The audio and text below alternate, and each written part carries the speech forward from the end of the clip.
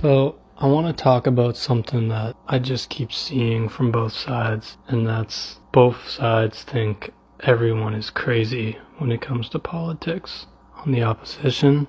And it's interesting when you critique both sides seem to see you as the opposite. And so, because of a lot of my beliefs and a lot of the things I share, everyone conservative or Republican, anyone on the right, automatically assumes and boxes me in with liberals and Democrats. And I just think that's interesting because it doesn't matter how many times you say you're not and how many times you say you lean progressive, which is still primarily on the left. It doesn't matter because they're not open-minded to even know what that means or to look into it or to understand it. They just assume if you're pushing a left ideology that you're deranged. And if you stand up or agree with anything on the right, then the left side does the same. And it's interesting because I look at Canada, a lot of people in Canada seem to hold Republicans. They seem to, the thing is a lot of people who are conservative in Canada have a lot in common with the liberals. They just refuse to see it. And it goes the other way around.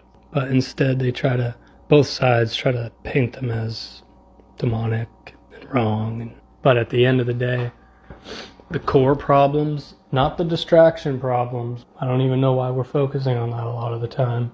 The core problems as far as like wanting to have a safe environment and grow up, get a job that pays you well, and affordability and all that. Both sides want that, but then they let all these other like mini things that go along with whichever side dictate everything else, as if the core problems aren't the main problems. They let all these other things distract you from the fact that we're actually pretty similar. But I think about it and I look at the States, America, and how downhill they have gone.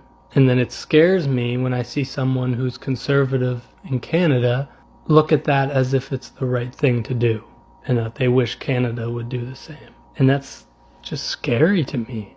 And that's where we start to differ. Because, yeah, we have a lot in common, but when you look at the proof in the pudding and how it's going with a Republican government, and you think that's so much better. But that's extreme. Republican and conservative are not the same, but they're on your side. Everyone wants to choose anything that's closest to their side. And it's like, okay, but it's not working. There's been more division. There's been more pain, more trauma. And to think that you don't see all of that and you just assume it's going to take time. And that's why they're going through that, because it doesn't happen overnight. And that I don't know about you, but I don't want to have to go through that. And I don't think it's necessary. I think they want you to think that's necessary for change. But I think there's a better way. And personally, I believe that's by being progressive.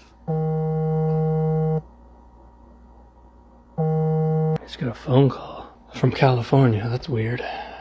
Yeah, so personally, I think being progressive is the best way to do that for Canada, not by being Republican. Because like I said, there's a big difference in being a conservative and a Republican, but a lot of them don't see that. They just see someone who's on the same side. In the same way, I will say that I think there's a big difference between being a Democrat and being a liberal, but they're on the same side. So, and a progressionist. Now, a progressionist is somebody who's mostly in the center, but they lean left on a lot of issues because, personally, I do believe that the left cares more about the individual and in the fact that individuals are diverse, and to subscribe to the right, the further you go right, the further you go into that people are not diverse. And those people that are, we gotta remove them so we can push our ideology on the world and that we can be one way. We were never one way. And so in taking 10 steps back to attempt to take some steps forward, we're forgetting all the progress we've done to get out of this. And I think a lot of people don't realize because we didn't live in those times. We're going back to those times. And you might think it's just because we need change. We don't need that level of change. We just need fixing things and progressing it better. We don't need to remove all the progress we've done as far as equality. And so when I look at everyone in Canada who are saying we need ICE in Canada and saying we need, I don't get it, because it's not benefiting their country much. You know, it's ripping them apart. It's turning streets into war zones. And the amount of people who will side with ICE who don't even respect, how do I say this? The amount of people who will side with ICE in Canada who don't even respect police as a whole is scary. Because why do you want that? And how far are we going to take that back? How far are we going to look at it? Because Canada is supposed to be a melting pot of equality and anybody who wants to be here, but no one looks at it like that. Chances are my family did not come here with due process. But guess what? We proved ourselves over time that generations can move forward, and that the more we work together, that we can all get along. And so if ICE is coming to Canada, are they going to strip it back that far? And the fact that my family came here probably through illegal immigration, and they're going to say, it's different. The law wasn't in place then, but it's about a moral compass, right? We came here on much worse grounds than any of the people of today are coming here on. And there's bad people, sure, but most of the bad people were already living here. And it's like they think nobody notices it, that like these could potentially be bad people. Yeah, we all know that, okay, but stop assuming things. Because if a criminal comes here from another country and they're white, no one assumes anything on them. And they'll just judge their character, sure, but like that's it. They won't assume off the gate that they're just bad people and that we gotta be wary of them. And I hate to make it sound racist, but that's what it feels like. It feels like everyone who's saying that and assuming these things, they're white people. Why don't we test it, see how it goes? We've been testing it, and I don't see it really harming anybody. You know, I see a lot of Canadians pissed off that like they can't go to Tim Hortons without seeing an Indian person or a Arabic person or somebody with a turban or somebody with different skin or a different accent or dialect or whatever. Like, and they're mad about it. Like, so mad about it, saying it shouldn't be like that. All right. That's your view, and then you expect me to take everything else seriously that you say, which is comical. But I stand back and look at a lot of these people who are saying that shit, and most of them have a worse work ethic. So, and when you ask them, would you work at Tim Hortons? The fuck? I wouldn't work at Tim Hortons. Fuck that. Okay, well, but you want to go to Tim's, right? And so many people that I've seen who can't even hold a job for more than like a few months, they're the ones saying all this shit. And I'm like, okay, well, I truthfully believe that a lot of these foreigners are working harder than native Canadians. And I don't mean natives. I mean just people who are Canadian. There's a lot of foreigners who come here who work harder, and you can't dismiss that. Not all of them, but it's enough to show that it's like kind of more equal than people seem to paint the picture as. And so many people that can't hold a job and are fed up with the government and all that, they've paid less in taxes than these foreigners have who grind multiple jobs. And the amount of people that'll get defensive about that and be like, I fucking work hard too. I work multiple jobs. I do this, I do that. I'm like, okay, so you relate to them then. Do you not? Instead of ripping each other apart, you have a lot in common with them. Just like how I said about the left and the right, with conservatives and liberals. And let's not forget that Tim Hortons is the Canadian brand, but the coffee itself is Arabic. So like, we're okay with using but not sharing. And I don't know, I've had a lot of different friends over the years and a lot of different people coming into my life and different jobs and school and all that. And I can say anybody who wasn't white wasn't any better or any worse. You know, for me particularly, I met a lot of better people who weren't born in Canada, or who were born in Canada but don't look like they're born in Canada according to people who are judging them. And yeah, we probably differ a lot, but I see how much kinder a lot of them are when it comes to talking to you. Like, I always felt like an outcast in school, and it was always the other kids who were truly outcasted because of their race or their looks and them being the minority, who I got along with better. because it felt like they understood for different reasons. And I just wish that maybe other people would see that. I think there's a lot of popular kids from school who never took the time to talk to these kind of people of different religion, different race, different background, family. They spent their whole time kind of judging it and living in their popular bubble, so they never really got to learn or see it firsthand that so many of these people are just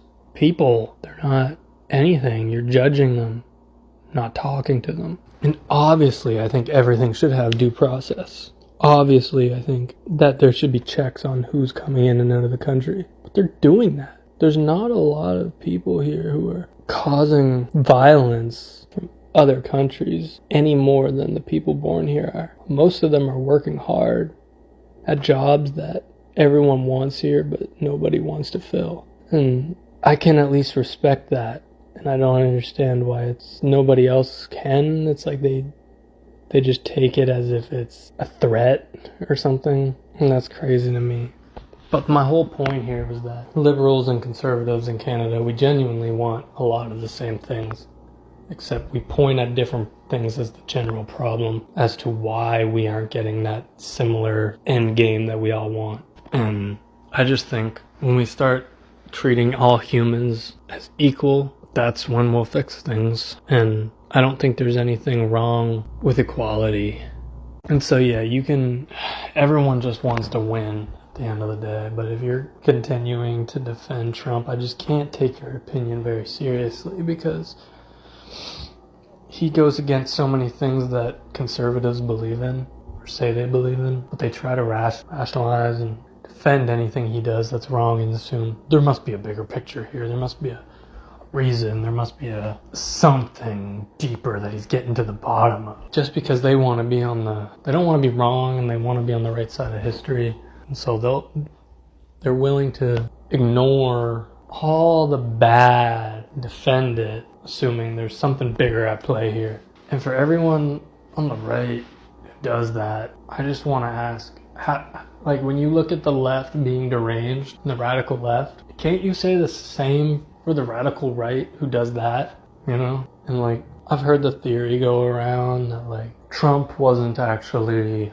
He's in the Epstein files, yes, but that's because he was an FBI informant, and he was the one cracking down, and he was the one who was gonna blow the case out of the water, and he had to play into this part for so many years. And okay, isn't that deranged?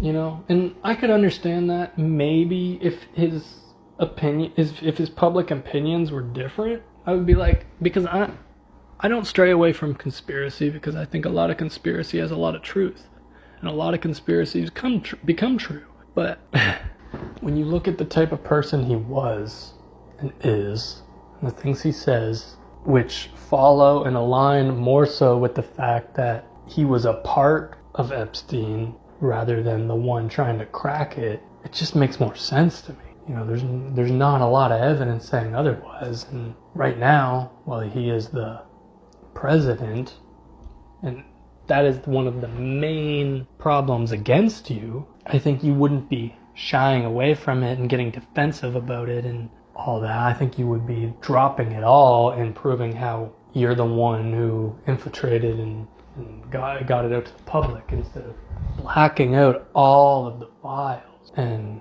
manipulating them to make people like Michael Jackson look bad instead of him, or instead of any living celebrity who hasn't been murdered. And so believe in your conspiracies, that's fine, but don't let it, like, I don't know, if you have to pull back so many times to defend somebody for something that you don't agree with, but they're on your side, so it's like, just take the realization that maybe they're not on your side.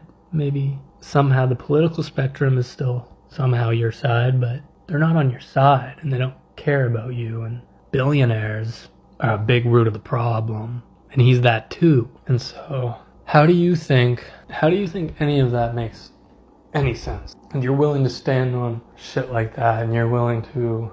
And some of them aren't. Some of them are like, no, I mean, I think he's guilty. I think he's done a lot of shitty questionable things, but that's the character he is, and you just kind of have to take the bad with the good.